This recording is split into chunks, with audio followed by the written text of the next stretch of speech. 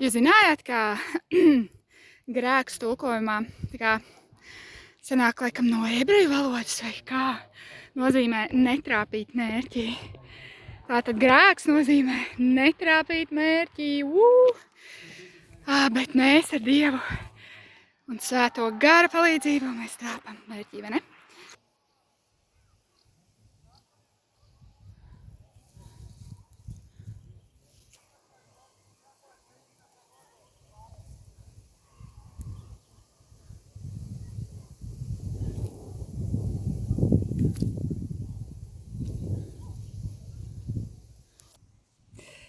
Skaisti, vai ne?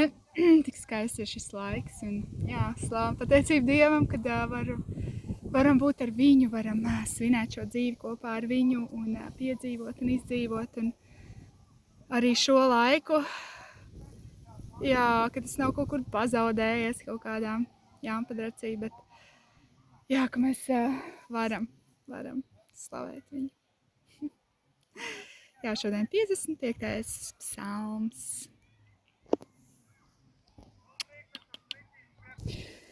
Dziedātāju vadonim uz cīterām. Lūkšana pret viltus draugiem. Dāvida mācības dziesma. Sadzirdi, ak, Dievs, manu lūkšanu, un neesi nedzirdīgs pret manas sirds nopūtām, ievēro mani un uzklaus mani. Es maldos apkārt savā nemierā, es nemitīgi smagi nopūšos, tāpēc, ka ienaidnieki trokšņo un bezdievīgie plosās, jo viņi izgāž ļaunumu uz mani un apkaro mani savās dusmās. Manas sirds sažņaudzas manās krūtīs un nāves bailes mani sagrābušas. Baiļu trīsas un drebuļi mani pārņēmuši. Un šaušalas mani stindzinājušas, es izsaucos, kaut man būtu spārni kā balodim, es aizlaistos un nomestos, kur man būtu miers, redzi, es gribētu aizlaisties tālu un apmesties tuksnesī, sēla. Es steigtos un meklētu paglāpties no bargās vētras un aukas, iznīcina kungs viņu nodomus, sajauc viņu valodu, jo es redzēju varas darbus un nesaskaņas pilsētā. Dienu un nakti tādas lietas noris arī uz tās mūriem. Un netaisnība un varas darbi notiek tāpat tās vidū. Negantība ir tās iekšienē, pārestība un viltus neizzūd tās tirgos, taču tas nav ienaidnieks, kas mani nievā. To es varētu panest, tas nav mans nīdētājs, kas saslējas pret mani. No viņa es paslēptos, nē, bet tas esi tu cilvēks man līdzīgs, mans draugs un uzticīgais biedrs, ar kuru mīļi satikāmies un kopā gājām dievenamā, lai nāve viņus aizrauj, ka viņi dzīvi nobrauc ellē, jo ļaunums mīt viņu namos, viņu sirdīs, bet es piesaukšu Dievu un tas kungs man izglābs. Vakaros, rītos un dienvidos nopūtīšos un žēlošos, un viņš uzklausīs manu balsi. Viņš atsvabinās manu dvēseli no tiem, kas lielā pulkā ir ap mani un dos man mieru, ka neviens man nespēs tuvoties. Dievs klausās mani un pazemos viņus mūžīgais valdnieks sēla, kas no mūžības sēž savā goda krēslā, taču viņi neatgriežas un nebīstas Dieva. Viņi izstiep roku pret saviem draugiem un lauž savu derību. Glumāk par sviestu ir viņu mutes valoda, bet sirdī ir karš. Viņu vārdi ir maigāki par eļļu, bet patiesībā tie ir kaili zobeni.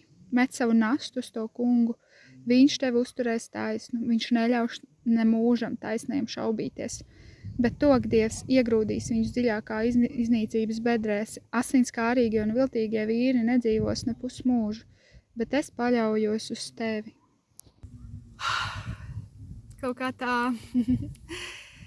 Jā, ka vissāpīgākais ir, protams, ka ne jau, ka tu zini, ka tur kāds tur ārā dara varas darbus, bet tas sāpīgākais ir tad, kad tas notiek mūsu vidū. Vissāpīgākais ir, ka kāds tuvinieks saceļās pret mums, kāds, kurš ir mums, tuvu. Jā, psalmi ir arī no vecās derības, un jaunajā derībā ir rakstīts, ka mēs necīnamies pret miesu un asinīm, bet mēs cīnamies pret tumsas valstībām, garīgajā telpā, pret gariem Jā, tāpēc, jā, kā šajā psalmā, varbūt Dāvids saka, jā, tur, jā, lai iet ellē, jā. Es ticu, jā, kad mēs varam lūgt, mēs varam svētīt savus ienaidniekus, kā rakstīts, un lūgt par viņiem, un iestāties pret tumsu, kas ir garīgajā telpā. Tas viss ir garīgi, un jā, ka pat varbūt dažreiz cilvēki pat nesaprot, ko viņi dara, kāpēc viņi tā rīkojās. Un zini, es pat esmu sevi pieķērus kādreiz, kad es domāju, kāpēc es esmu pēkšņi kaut kā aizskaitināta pret kādu savā ģimenē, un es saprotu, pagaidi. Man ir jāpadomā, man ir tā jāaiziet, padomāt, vai tik es neesmu devusi kaut kur vietu kaut kādam sārūktenēm vai kaut kam tādam, un tagad caur mani ir iespēja uzbrukt kādam manā ģimenē, un tad, jā, vai runāt kaut kādas šaubas, neticību vai kaut ko tādu, jo man pašai kaut kas ir iekodas, teiksim tā. Un, jā, Tēvs, paldies par tavu žēlastību, paldies par tavu žēlastību. Šis ir 55. psalms, un 55 arī tā simbolizē Dieva žēlastību. Un, jā, tā kā varu lūgt bagātīgi par katru vienu, kas šo klausās, varam lūgt Tēvs tavu žēlastību, ko piedzīvot tavu žēlastības roku, tavu žēlastību situācijās, nevis, ka tas ir no mūsu darbiem, nevis tāpēc, ka nopelnījām, nevis tā, ka pareizi izdarījām, bet dēļ tavas žēlastības, ka mēs varam vienkārši krist savos ceļos no tā, kā mēs piedzīvojam tavu žēlastību. Mēs zinām skaidri, ka mēs to nepelnījām. Mēs zinām skaidri, jā, ka tiešām, ka tas ir vienkārši, Dievs saka, es tev piedodu, ej un negrēko vairs, un jā, cik nav reizes tā bijis, ka man šķiet, ka es neesmu pelnījis kādas lietas, jo, jā, es neesmu tās nopelnījusi, un nezinu, neesmu labāk uzvedusies, bet Dievs vienkārši no savas žēlastības izlēja, un tās ir tās reizes, ka man vienkārši gribas raudāt no viņa mīlestības. Jā, no tās žēlastības. Man negribas vairs iet un grēkot, man negribas vairs darīt tās lietas. Jā, es lūdzos, lai atraisās šīs žēlastības, ka var piedzīvot viņa žēlastību atkal, un ka tā žēlastība arī ved pie tāds grēku nožēlas, un jā, tās, ka tu atjauno salauzto, ka tu uzcēli mirušo, ka tu pagodinies, ka tu esi žēlastības Dievs un ielūzuši niedri, vai, jā, nezinu, smilgu. Tu nenolauzīsi pavisam, tu to atjaunosi.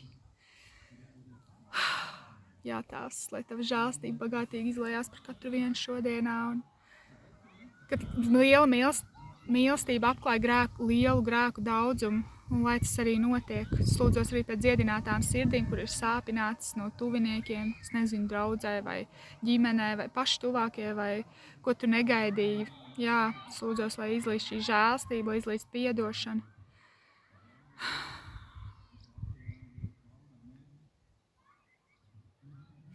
Jēzus vārdā.